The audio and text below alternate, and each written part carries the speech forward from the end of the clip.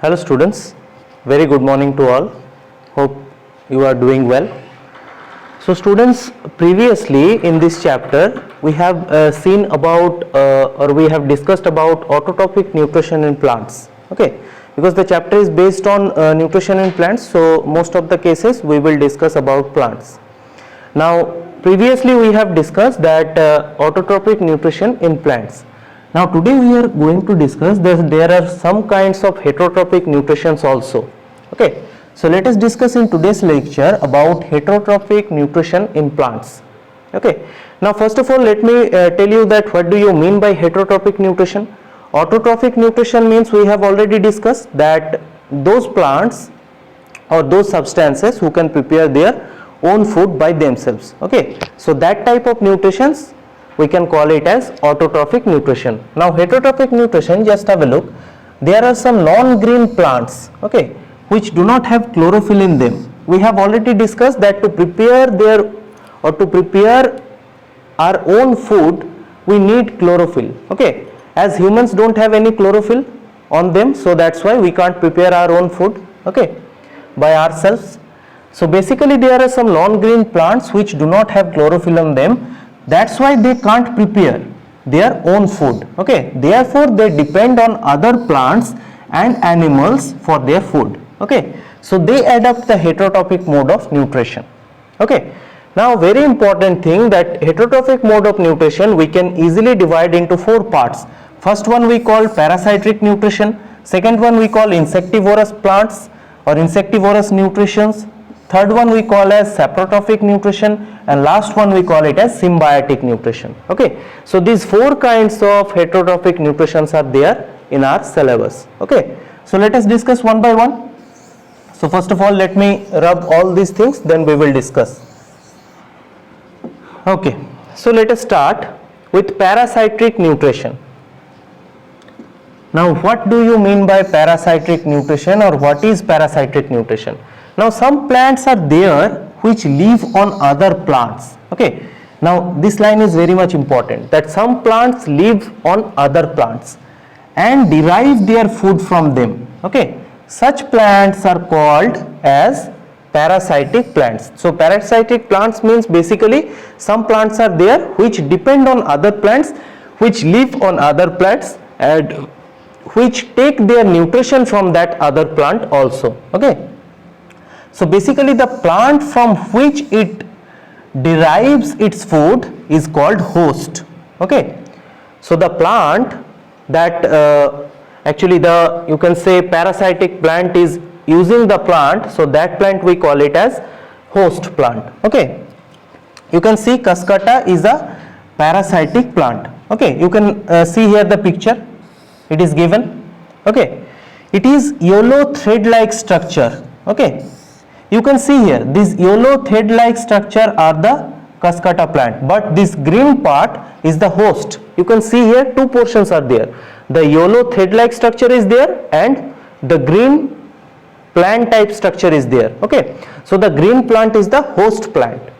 Okay, so it basically obtains its food from the plant on which it climbs. Okay, so basically this is the characteristics of parasitic nutrition, that it obtains the food from the plant which it climbs, or it obtains the food from the host plant. Okay, another example of parasitic plant is, you can see here it is given Mystiote. Okay, you can see here the picture, it grows on trees like mango and mahua. Okay, so basically two types of trees are there, mango and mahua. So it grows on these kind of trees. Okay, it takes water and minerals from the host plant. Okay, so basically it takes water and minerals from the host plant. Okay, so these types of nutritions are called parasitic nutritions, or these are also called as partial parasites. Okay, partial parasites, why we call them as partial parasites? Because they don't fully depend on the host plant, they only take water and minerals, only a part they take from the host plant. Okay, so that's why we call it as partial parasites. Okay, clear? So this is all about our parasitic nutrition. Okay, let us discuss the next part. Okay, partial parasites we have discussed. Now next one is as insectivorous plants. Insectivorous plants means what? Let us discuss the second point, which is insectivorous plants. So insectivorous plants means some plants trap insects. Okay, see, if you just divide this term into two parts, insect and vorous. Okay, so you can easily understand that some plants trap insects and eat them. Okay, Venus flytrap and pitcher plant. Okay, you can see here Venus flytrap picture is there and pitcher plant picture is there. Okay, so these two kinds of plants are there in this category of insectivorous plants. Okay, so they are some kinds of insectivorous plants. The leaves of pitcher plant are modified into pitcher like structure. You can see here that the leaves are modified into pitcher like structure. You can see here this structure actually. Okay, this structure we can easily call it as pitcher like structure. Okay, the apex of the leaf forms a lid which opens and closes the mouth of the pitcher. Okay, so basically the apex means the front part. You can see here it just be here like a lid. Okay, it just open and closes. Okay, inside the pitcher there are hair like structures pointing downwards. Now inside the pitchers there are plenty numbers of hairs like structure pointing downward like this. Okay, you can see here these are the hairs. Okay, so they are just pointing downward. When an insect enters the pitcher, the lid gets closed. So when if this is the insect, you can see here, if this is the insect, if it is here, then what will happen? The lid get closed. Okay, it will closes the upper part and the trapped insect gets intact into the hair like structure. Okay, that means what will happen? Insect will go downward and the cells of the pitcher plant secrete digestive juices to digest the insect. Okay, so what will happen after the fly or after the insect enter the pitcher plant? Then what will happen? The pitcher plant secretes some digestive juices. Okay, to digest the insect. Now though the pitcher plant is green in color and carries out photosynthesis. Okay, now this is very important line. Let me mark it as a star, that the pitcher plants are green in color, and green in color means, students, we have already discussed that they carries out photosynthesis. That means they can prepare their food. Then what is the need of this? What is the need to catch the flies? What is the need to catch the insects and take you can say to digest them? So the reason is that still it feeds on insects. Why? It is so because pitcher plant and Venus flytrap are deficient in nitrogen. That means they need nitrogen. Okay, and we have already discussed that there are you can say about 78% nitrogen is there in the atmosphere, but we or the plants can't take them directly from the atmosphere. Okay, so they fulfill this deficiency by eating the insects. Okay, so to fulfill their nitrogen deficiency, they eat the insects like this. Okay, so these two things are there, Venus flytrap and pitcher plant. Okay, so this is all about our insectivorous plants. Okay, now let us discuss the next kind of heterotrophic nutrition. So quickly let me rub all these things. Okay, I hope it is clear. So next one is your saprotrophic nutrition. So what is saprotrophic nutrition? Let us discuss. So this is our third one, which we call as saprotrophic nutrition. Now have you ever observed an umbrella like patches growing on the rotting wood during the rainy day or rainy season? I hope many of you have seen that in the rainy season, if you go outside of your houses, if you go outside in the surroundings, then you may easily find out some umbrella like patches growing on the rotting wood. Okay, these are special organisms called fungi. Okay, so these organisms do not have chlorophyll. Now this line clears one thing, that if they doesn't have any chlorophyll, that means they can't prepare their own food. Okay, so then how do they acquire the nutrients? Let us find out. Okay, by doing this activity. Which activity? Let us discuss the activity. Now just have a look. We call it as activity 1.5 to show saprotrophic nutrition. Okay, now take a slice of bread, moisture it with water and leave it in a moist place for 2 to 3 days. Okay, so what we have to do, we have to take a piece of wood, okay, then we have to moisture it with water. That means we have to put some water so that it can soak the water, and we have to leave the bread for 2 to 3 days. Now after 2 to 3 days we will see some fluffy patches appear on it. Okay, these may be white, green or brown in color. Okay, so 3 colors may be there.